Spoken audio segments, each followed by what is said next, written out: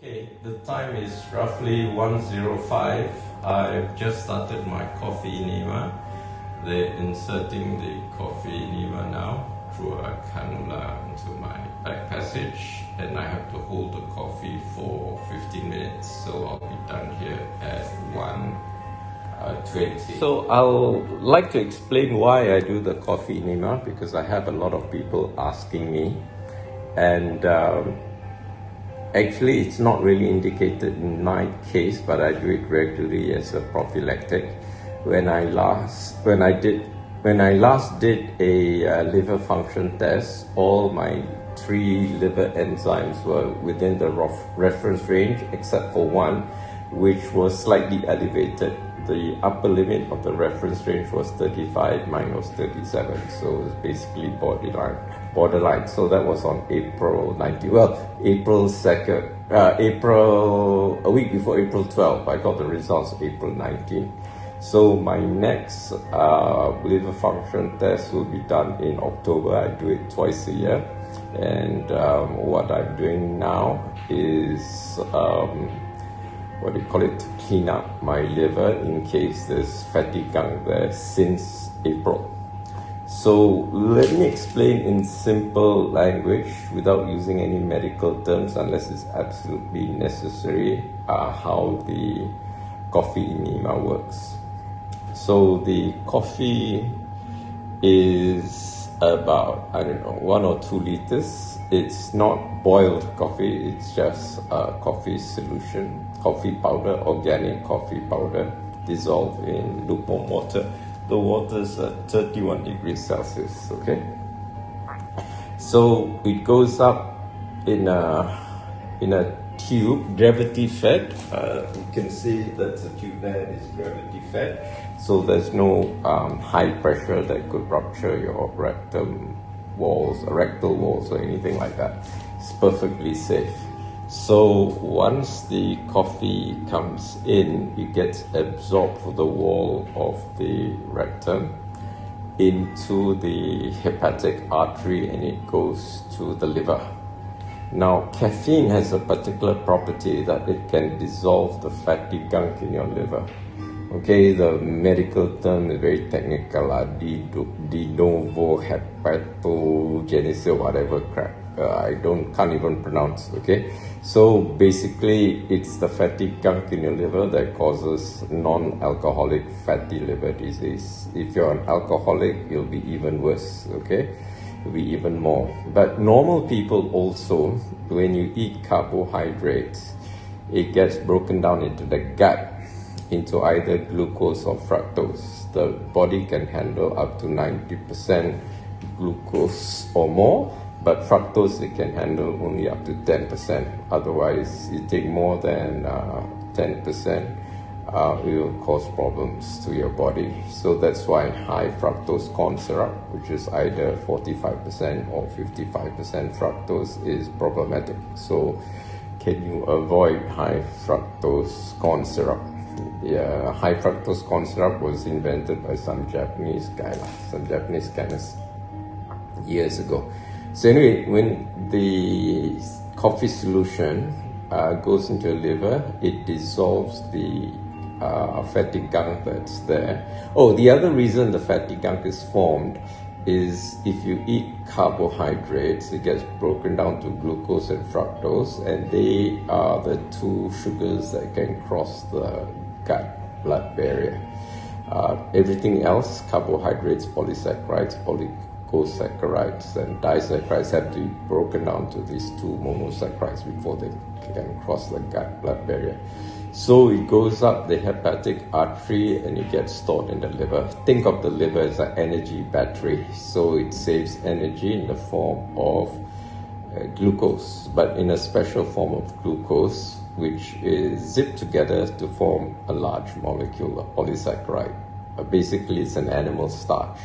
It's called glycogen. So glycogen is made of many glucose molecules zipped together.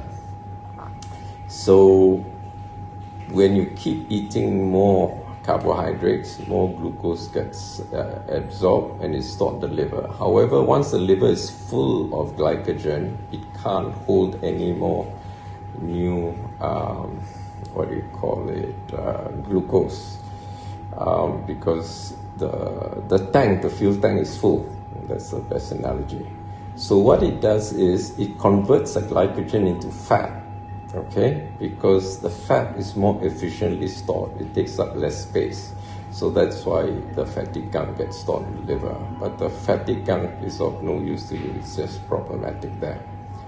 So when your body needs glucose, an enzyme called glycogen is formed by the alpha cells in your pancreas. A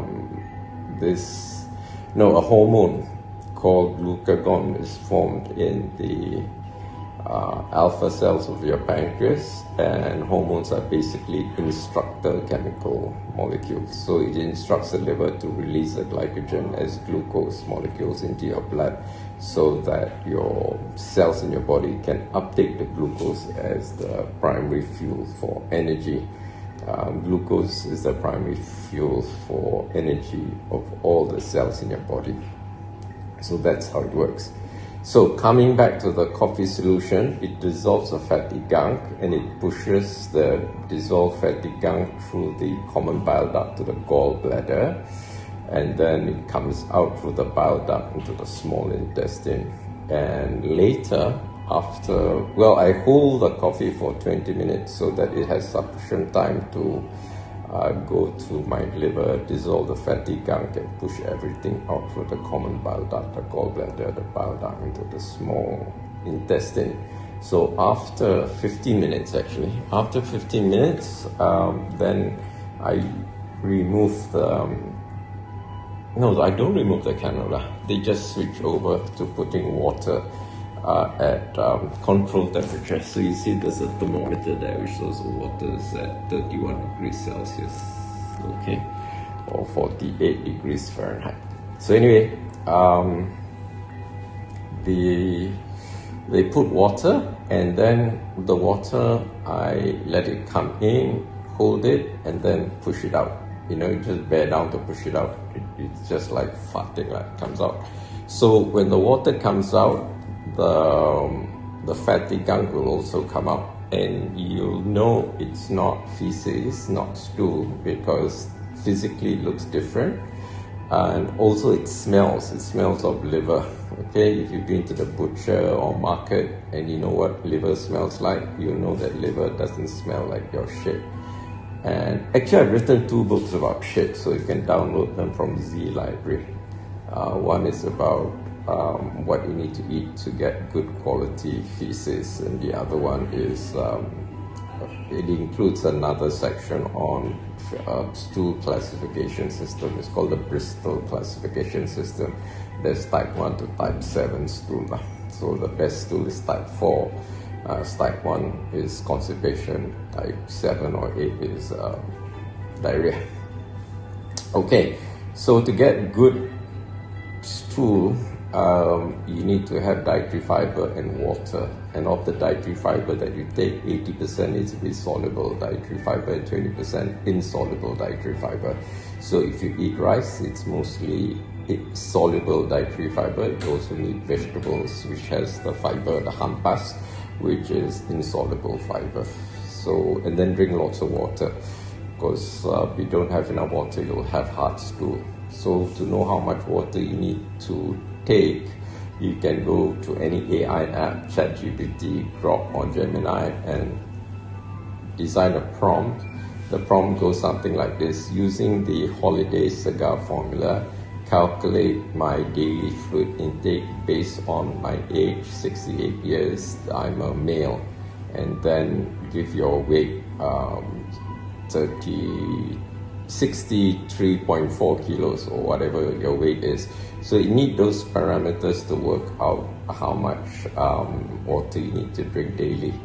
So Holiday is a name of pediatrician in the US, and Cigar also. Actually, at first I thought Cigar was an Indian name, but it's a Matsale name, like somebody in the US.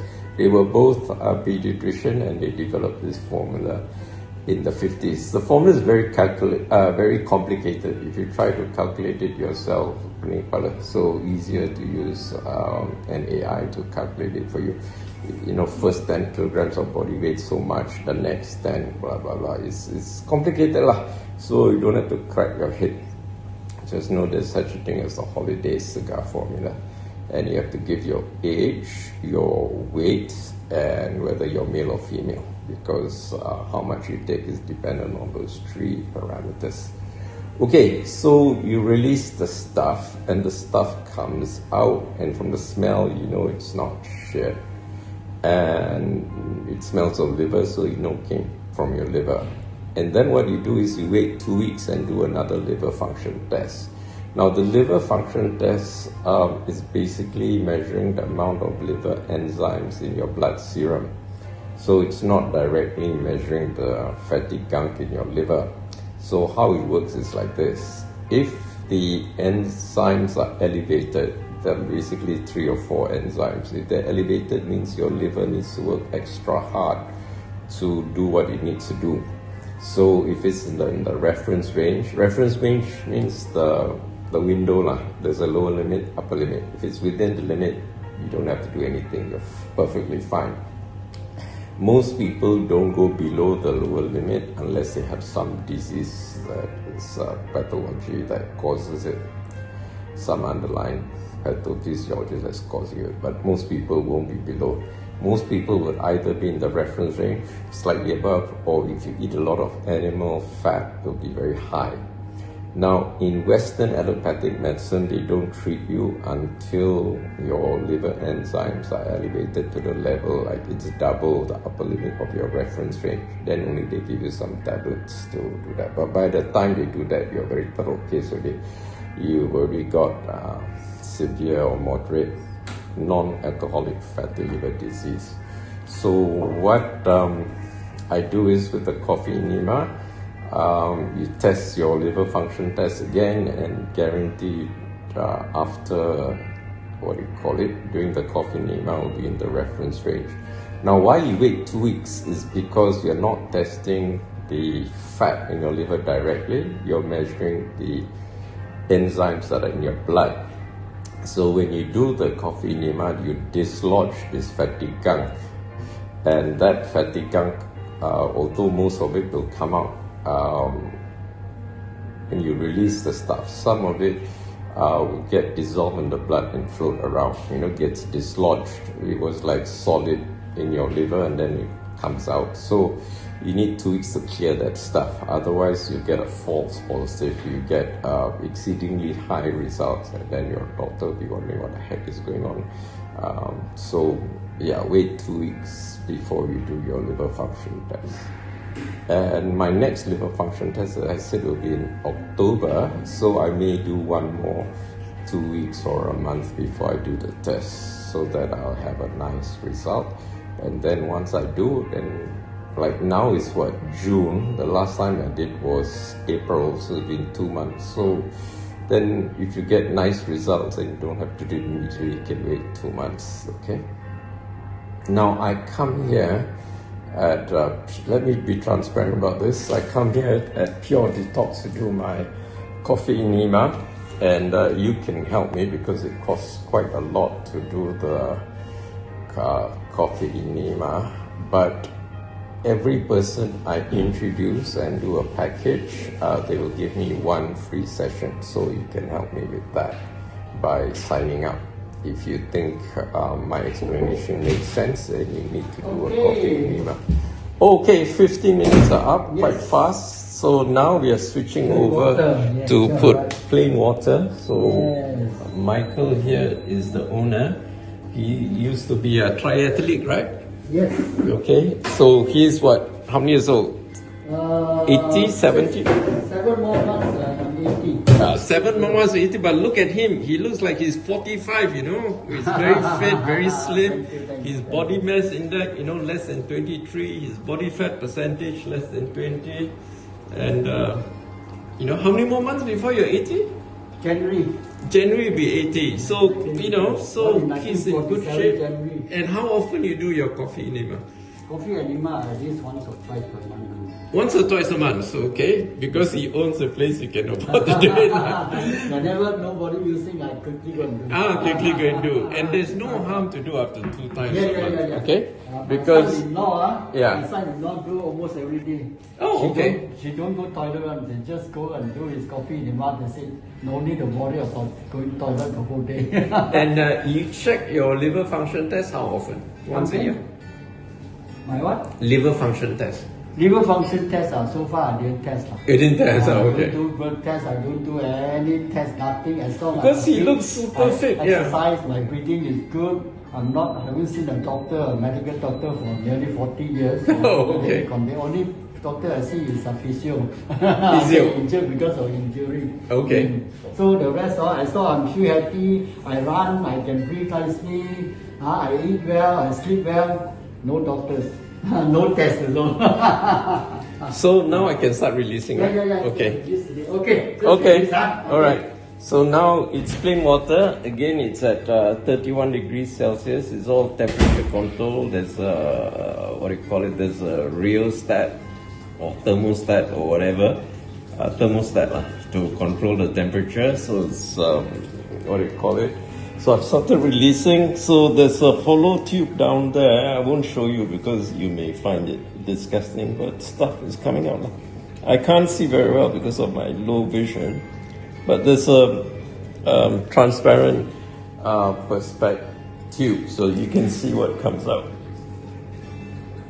So that's my explanation of coffee enema. And if you want to help me, okay, how the liver is connected to eyesight. The liver is actually basically the main, besides being the energy storage tank, it's also a filter, just like the kidneys.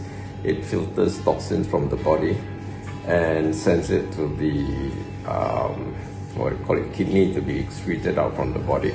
So there are toxins, free radicals basically, that cause oxidative stress and oxidative damage to all cells in your body.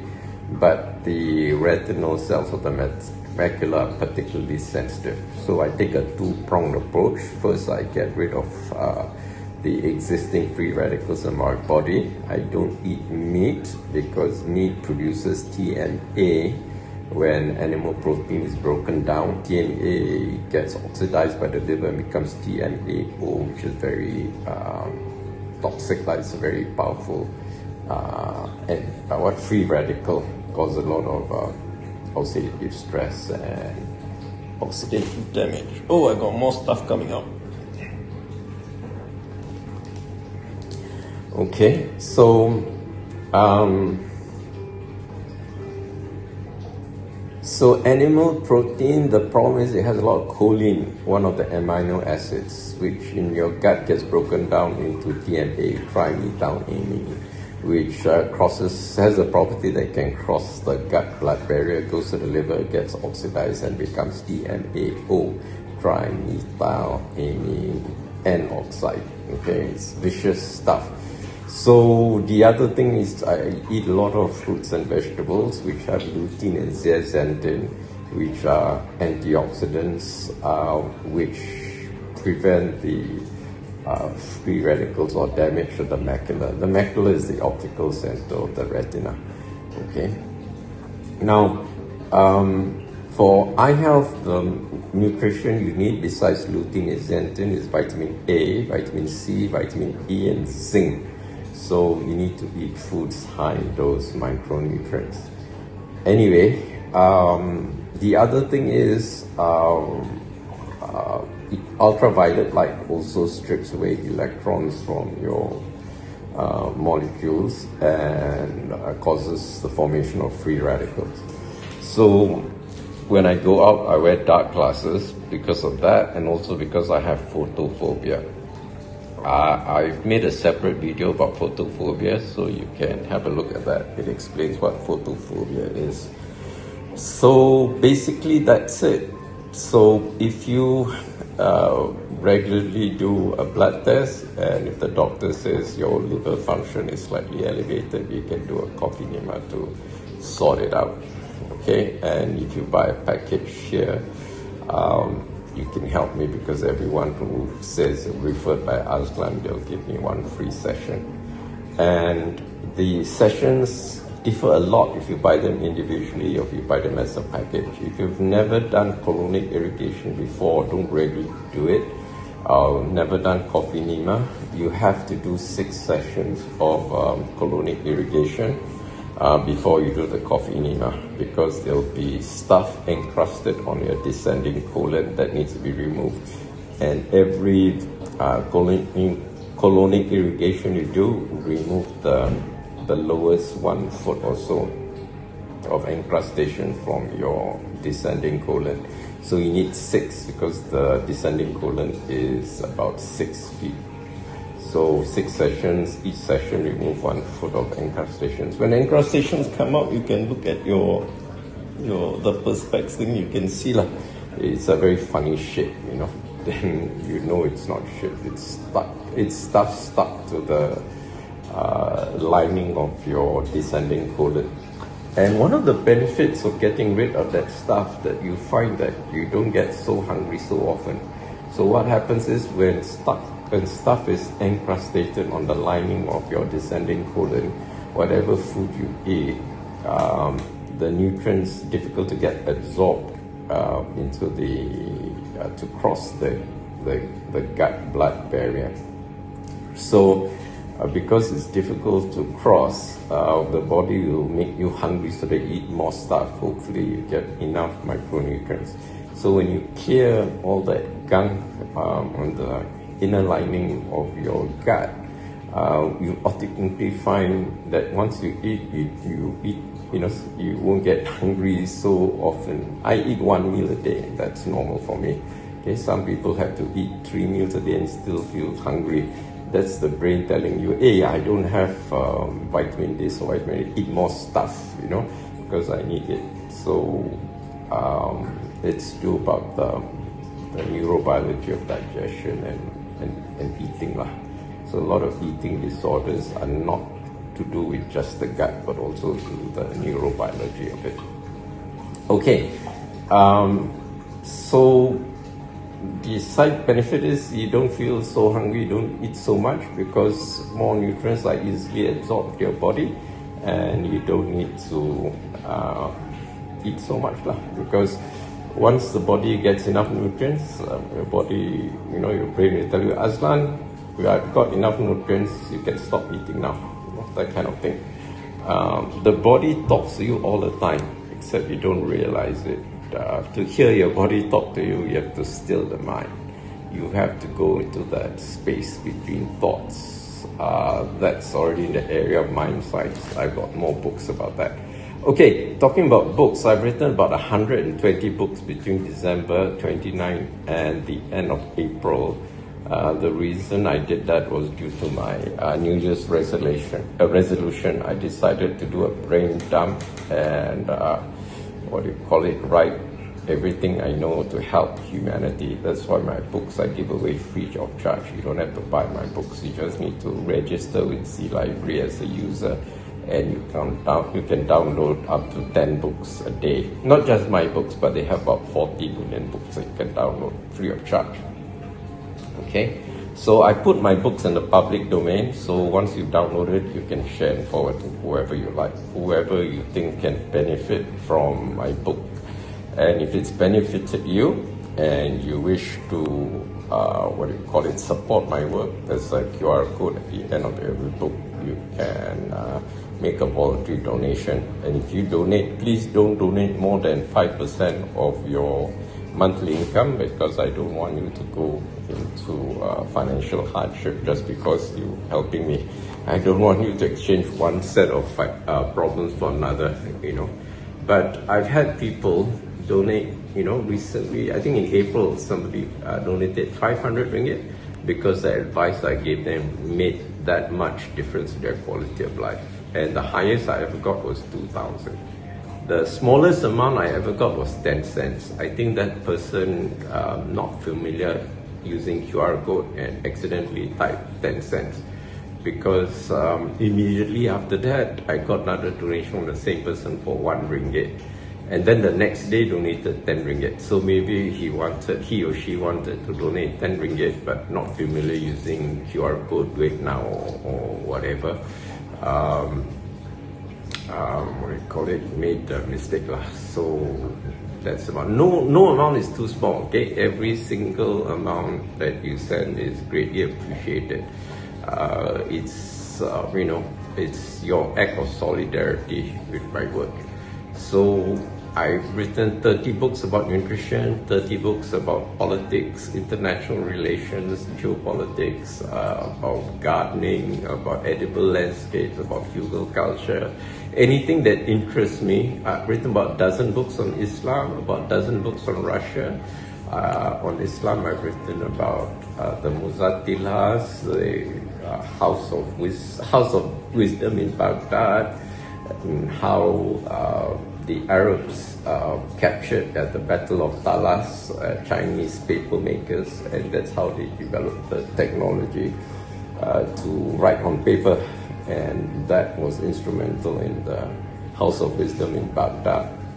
The House of Wisdom in Baghdad coincided with the golden age of Islam because it was a translation machine.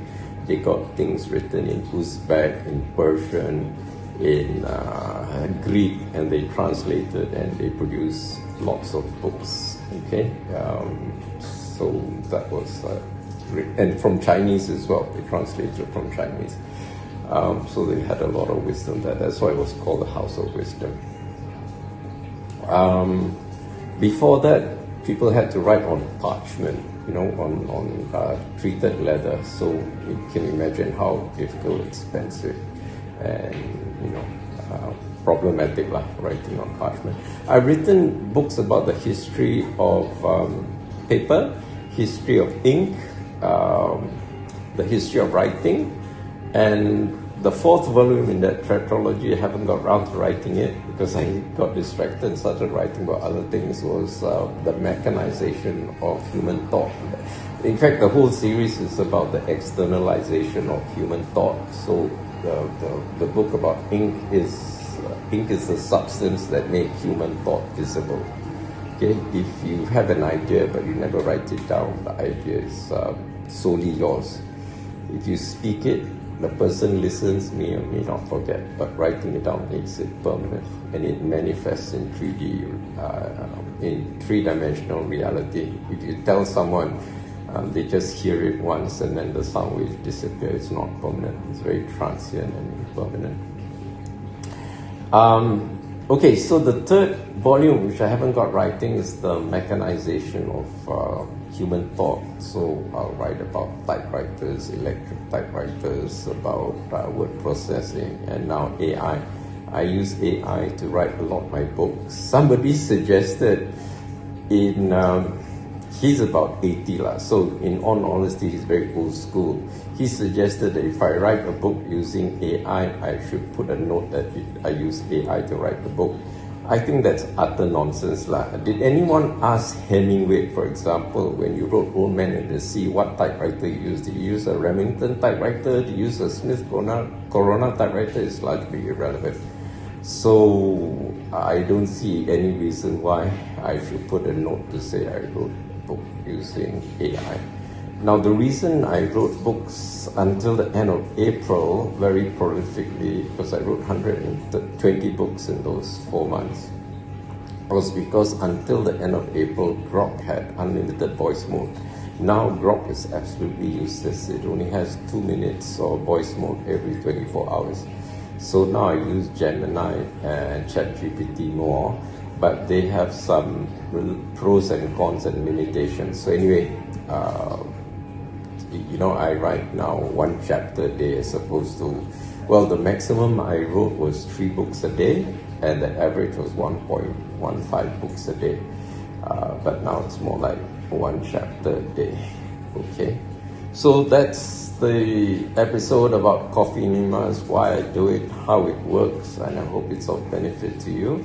And if it's beneficial to you, you can come to my seminar on September 5th. I can answer all your questions. You can download all my books on nutrition and ask me whatever that's unclear. Okay? So if you're confused and it's not clear, it's a good thing. It means you're about to learn something new. Once you ask me the question and I give you the answer, there'll be clarity and you would have learned something new. So don't be afraid of being confused, okay? But you just note down and find the answer. Once you find the answer, it means you've got rid of the confusion and you've learned something new. This is something I learned from Tony Robbins in 2005 when I attended his Date with Destiny course in Surfers Paradise, Queensland, Australia, 2005. Wow, that's 21 years ago. So that's something I've known for the past 21 years lah. Okay, so that confusion in psychology, we call it cognitive dissonance. So anyway, I written a set of poems, 10 poems called Cognitive Poetry, and each poem I have a glossary of terms used, so you'll come across words like intellectual integrity, intellectual humility, cognitive dissonance, perturbation, stuff like that. The poems are very dense. Some of the words used have double, triple meaning. They have meanings in psychology, they also have meanings in philosophy, whatever. So I had to put a glossary of terms so that can unpack the meaning for you. Poetry is basically code, it's like short form, and the meaning is very dense in poetry. So I've also written for each poem what this poem means and the glossary of terms, okay? So that's it for today. See you next time. I'm still releasing stuff. Are you fat, sick, and nearly dead? Well, according to the data from the latest survey, 54.8% of Malaysians are. In fact, the statistics are quite scary. So if you or any of your loved ones are in this high-risk category, don't despair. I have good news for you. I've written more than 30 books on nutrition, and you can download them all for free. The only limitation is you can only download 10 books per day from Z Library. However, you can download almost 2,500 books from my Telegram broadcast channel. I'll give you the link shortly. And if you're overwhelmed by 30 books, in fact, these 30 books, I've designed them so that they could cover the undergraduate syllabus of a nutrition or dietetics course, or the nutritional needs for a medical student. Anyway, if you think you're overwhelmed, you don't know where to start with this book. And then as you progress, you can, go deeper, take a deep dive into the other books. And if you want to meet me to discuss what you read in the books, you have a chance in September to do so. However,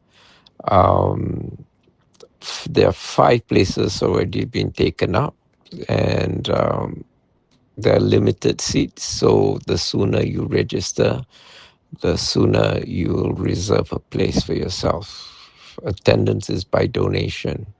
So details are in the following video.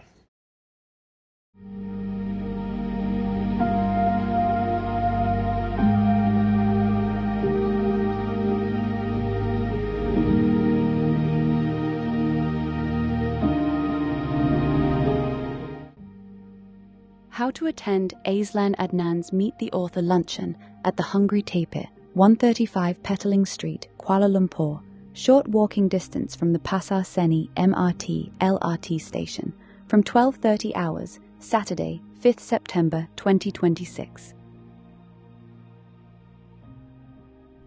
Step 1. Download all my 30+ books on nutrition for free from Z Library using this URL.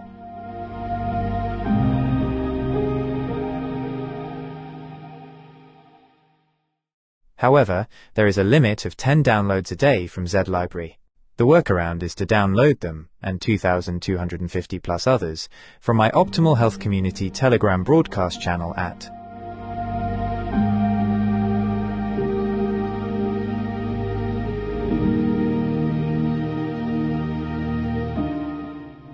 EPUB electronic publishing. All my free ebooks are published in .EPUB electronic publishing format. If you are still living in the dark ages and only know .PDF, portable document format, and never heard of .EPUB, don't worry. You are about to have a mind-blowing experiential learning journey. If you use an Apple device, .EPUB files open in the Books app. If you are an Android user, use Universal Book Reader or a similar app. If you need further instructions on how to read .EPUB documents, just ask your favorite AI app to teach you. If you have never used an AI app before, start with Grok, Gemini, or ChatGPT. Then move on to DeepSeek, Claude, or Kling later. Step 2. I have put all my books in the public domain, and you may share them freely. In fact, I strongly implore you to do so. Viralize them, make sure they reach every person who needs the knowledge contained in them. In Malaysia, the most recent data from the National Health and Morbidity Survey 2023 shows that 21.8% of adults are obese and 32.6% are overweight. This means the total combined rate is 54.4% of adults. Scary huge percentages of Malaysians are diabetic or suffer from other non-communicable diseases, NCDs. To be specific, in Malaysia, about 15.5% of adults have chronic kidney disease, CKD, up from 9.1% in 2011. Around 21.4% of adults aged 30 and above are at high risk of cardiovascular disease, CVD. Among older adults, about 8.5% have dementia, equating to roughly 260,000 people as of 2022. A nation is only as strong as its human capital. How strong can a nation be if more than half its population is fat, sick, and nearly dead? Of what good can you be to your family if you are fat, sick, and nearly dead? You owe it to yourself to be the best version of yourself that you can possibly be. Step 3. Read the books, follow whatever advice that makes sense to you.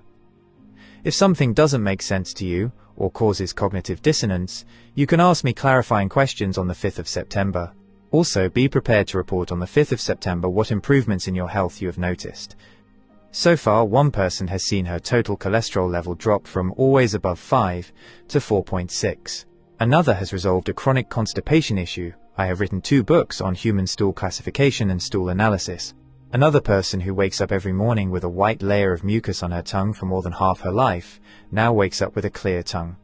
Step 4. Make the minimum donation by the required dates. The longer you prevaricate, the higher the minimum donation gets. Minimum donation per pax: 100 ringgit for donations received by June 30th, 150 ringgit for donations received by July 31st, 200 ringgit for donations received by August 31st, 500 ringgit for donations received by the 5th of September and for walk-ins.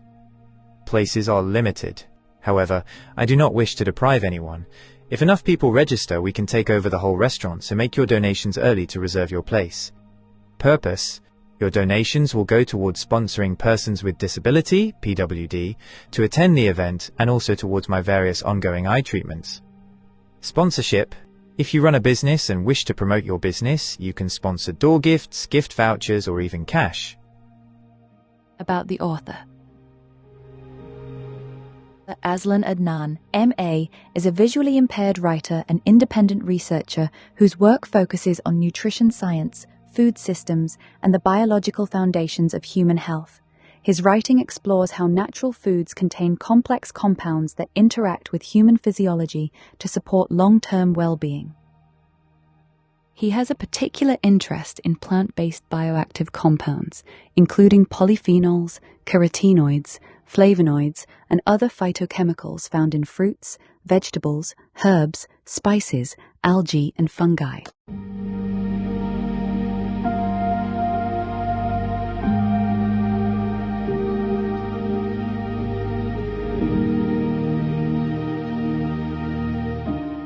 His research examines both the roles these compounds play in plants and their potential impact on human nutrition when consumed as part of a balanced diet. Aslan writes with the curiosity of a scientist and the clarity of a cook. he approaches nutrition from a multidisciplinary perspective, drawing on biochemistry, plant biology, and public health nutrition. His work translates complex scientific concepts into clear, practical explanations that help readers understand the nutritional value of everyday foods. He is the author of several books exploring natural sources of antioxidants and other dietary compounds. Author of the Nutrient Series, Macronutrients, Volume 1, Carbohydrates, Macronutrients, Volume 2, Lipids, Macronutrients, Volume 3, Proteins, Micronutrients, Vitamins, Trace Elements and Minerals, Anti-nutrients, the hidden blockers in your food, Phytonutrients, the quiet power of plants, Water, the forgotten fourth, a macronutrient you can't ignore, Minerals and Trace Elements, Iodine, the element that built modern minds, one nutrient, one global experiment, one fragile victory.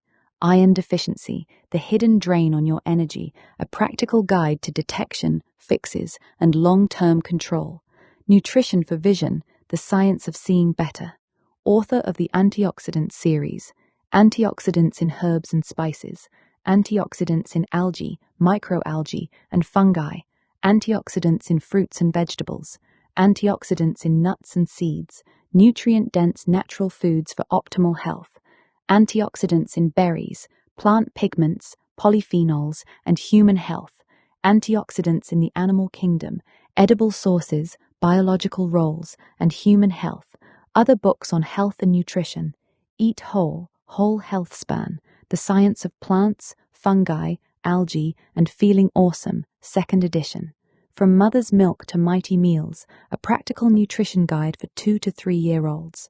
A Spoonful of Purple, The Story of Ribena, The Geometry of Mouthfeel, Tuberculosis Briefing Paper, 2nd edition. Aisland's 5-Powder Manifesto, Eating the Greek Way, How Cultural Habits Support Health Without Trying. Ideology on a Plate, How Robert F. Kennedy Jr. Turned U.S. Dietary Guidelines into a Scientific Farce. Maslow in 2026, Human Feces, Know Your Shit, Visual Acuity and Its Measurement. These works form part of an ongoing series exploring the chemistry, biological roles, and nutritional significance of bioactive compounds from whole food sources. With a Master's in International Business and Management from the University of Westminster and a postgraduate certificate in teaching from Royal Holloway, University of London, Aslan approaches every page like a classroom, breaking down complex ideas with precision and clarity so anyone can follow along. Building on this foundation, Aslan advocates a practical, food-first approach to nutrition.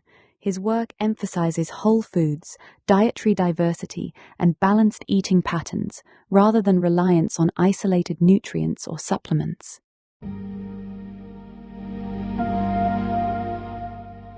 How to make a donation. To donate, please scan the QR code found here.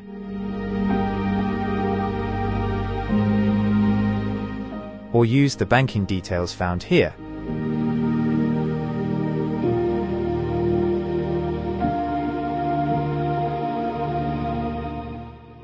Important note: include your phone number as the reference when making the bank transfer, as we may need to contact you in case of any last-minute changes. There is no need to write down your name, as it will automatically be displayed. Important note: as a visually impaired person, VIP, I enjoy legal rights afforded to me by virtue of the Marrakesh Treaty to facilitate access to published works for persons who are blind, visually impaired, or otherwise print disabled. This is a World Intellectual Property Organization (WIPO) Treaty on Copyright, adopted in Marrakesh, Morocco, on June 27, 2013. It establishes limitations and exceptions to copyright law to improve access to published works for people who are blind, visually impaired, or otherwise print disabled. It is commonly referred to as the Marrakesh Treaty or Marrakesh VIP Treaty 2013.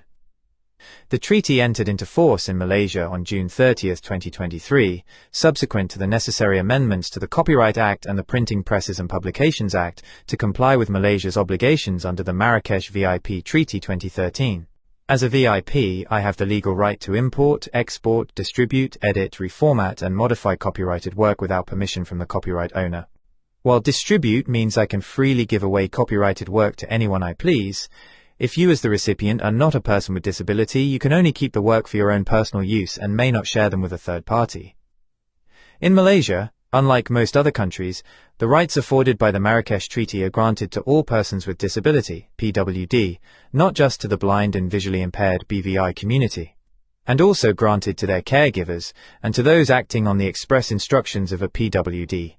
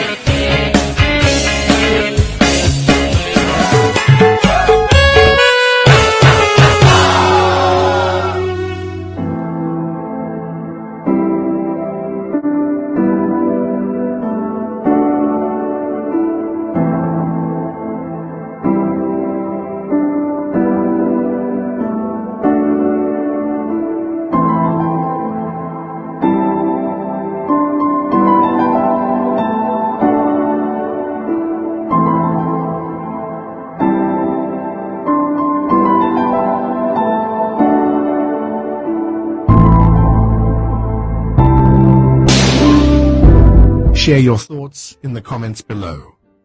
Don't forget to like this video and subscribe to our channel to show your support.